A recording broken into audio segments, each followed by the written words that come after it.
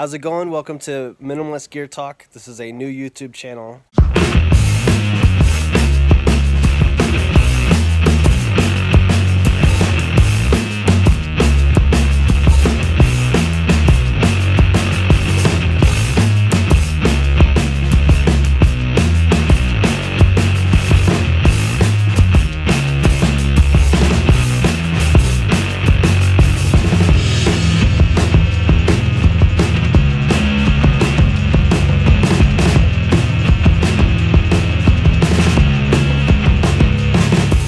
Right away, the way that I got a hold of this jacket is I had a Nano Puff from Costco, and it was the wrong size. It was a extra large, so I took it into the Patagonia store. Because it was the wrong size, they gave me $150 off of anything I wanted. I got the Micro Puff for about $140. I got it about a year ago, and I'm getting ready to take this jacket back to Patagonia store and say that it's too cold and maybe exchange it for another Micro Puff or see what they say. But before I take it back to the store, I decided to make a video about it, one more video. This is a second look at the jacket after wearing it for an entire year. I'm gonna explain as much as I can about the jacket, and I'll also cut away and show you some footage from my hikes around the Golden Gate Bridge here in San Francisco.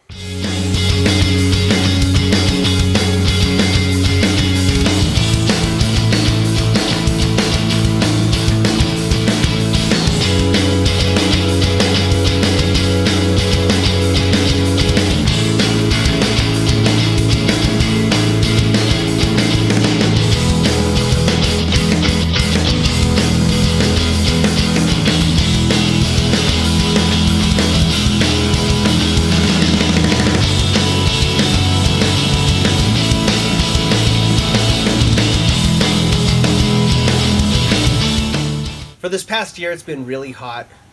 From about May all the way up through October, we had a really long summer where it was warm almost all the time. And it didn't really get cold until the middle of November. And basically for that entire half a year, for 6 months, every single time I needed a jacket, I went to the Patagonia Micro Puff. This jacket is really comfortable, it's really light, it's really packable, it's really work okay. I was wearing it to work, no problem. And I was also sweating in it and exercising in it all the time. You can hike in it, run in it, do yard work in it, bushwhack in it. You can get it really sweaty and really dirty. You can rub against stuff with it. It's relatively durable. It looks cute. It's shiny. It's lightweight. It's comfortable. And it always was there for me. Every single time I needed a jacket, I just reached for it, I grabbed it and just put it on or threw it in my bag. I used it all the time.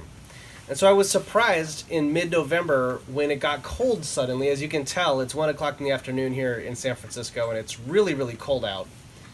And I was surprised that the jacket failed suddenly. And basically what I learned was that from using it all the time, throwing it in the washing machine and washing it all the time, the polyester insulation that's in here, the Micro Puff insulation, it kind of created warm spots and cold spots side by side.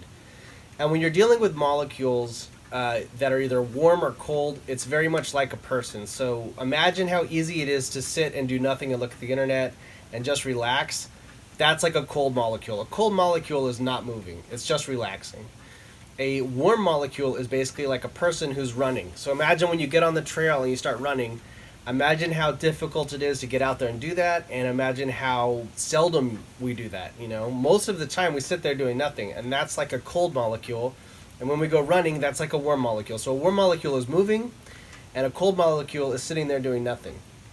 It's much easier to get molecules to stop moving and get cold than it is for warm molecules to start moving and get warm.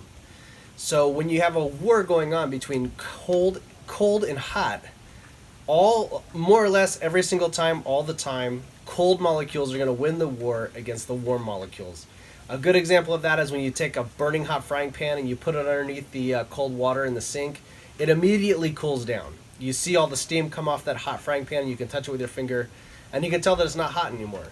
So it's like it only takes seconds for cold water to just cool down a hot frying pan. And that's also true with your jacket and your body heat. It only takes a little bit of cold energy to slow down those molecules and get your warm molecules to get cold.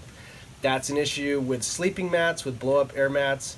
It's an issue when you're using a quilt and you're sleeping on the ground. It's an issue when you're in a hammock and you don't have an underquilt and cold air is blowing against the bottom of the hammock. That cold energy is going to cool off your warm energy and make you cold. If you fall asleep in the cold, the next morning you're going to feel sick. So staying warm and being able to stay warm is a pretty serious issue. And just basically, once the temperature dropped down below 70 this winter, right now it's almost Christmas, so about a month ago it started to get cold. The first thing that I noticed was that the jacket suddenly failed.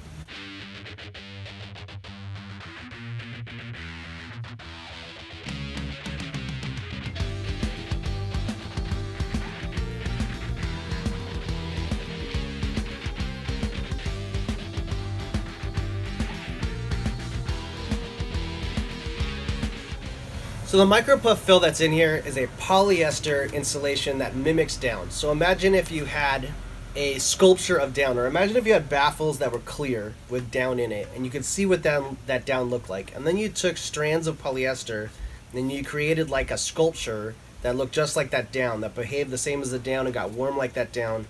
That's what you're dealing with here. This is a polyester that's made out of strings and little strands of polyester, where it's kind of like puffy, and it captures body heat the same as down.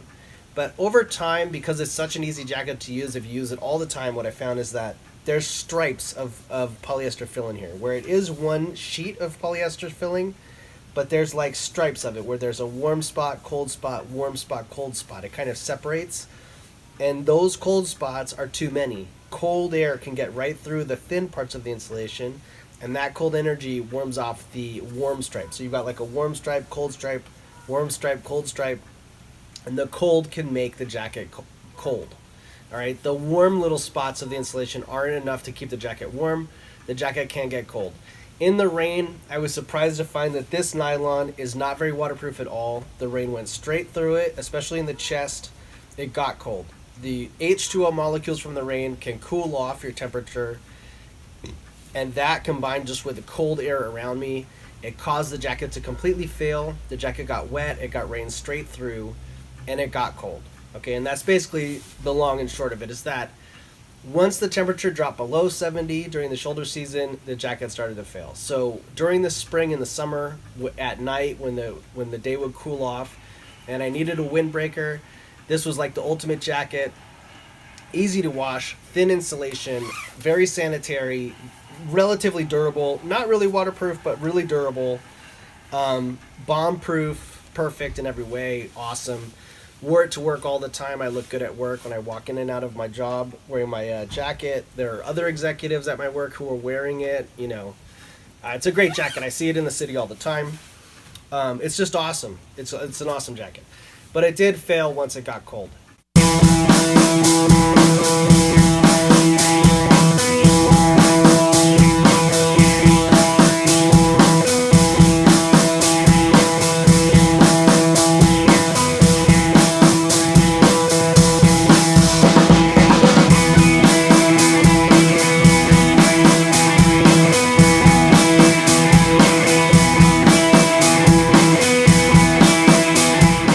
So basically, you know, let me just take it off for you, show you what it looks like.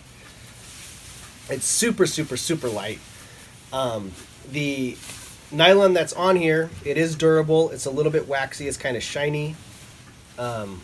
It's got this one pocket here where you can flip it inside out and pack it away. So this is kind of standard. A lot of jackets have this feature where you can just stuff it into the pocket and zip it up. You know, this isn't really necessary.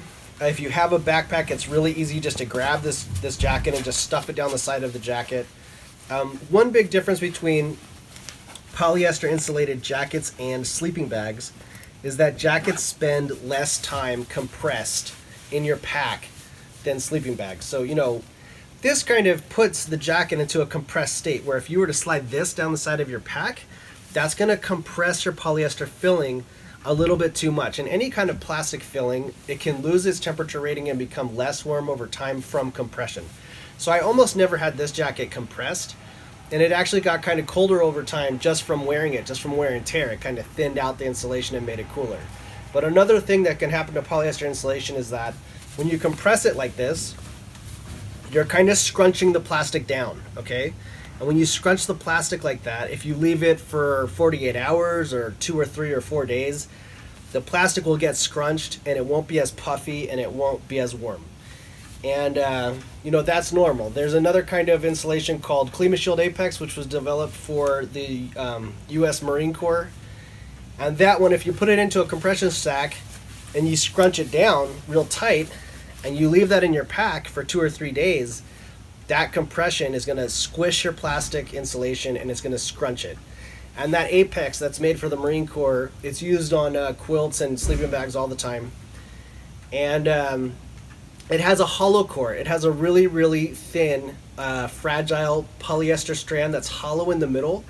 And it's puffy and it gets warm really easy. But it's also a magnet for dirt. You've got to keep it covered with nylon. You can't just have it out. It just picks up lint all the time and oil and just everything. And it also can get cold from being compressed. So when you scrunch it like this, it collapses those plastic filaments and it scrunches them together. It becomes flatter and colder. Okay? So normally with jackets don't really get compressed like that. It's easy to just take your jacket the way that it is without compressing it and just stuffing it down the side of your pack, the stuff. And then it doesn't spend as much time in your pack because this isn't really a very hot jacket. The temperature doesn't have to be very cool to put it on, and it handles sweat really well. You can sweat all over it, get it totally dirty. It doesn't matter. You can throw it in the washing machine with some Tide, anytime you want. So, it's a pretty awesome jacket. This is the Patagonia Micro Puff after 1 year. That's it.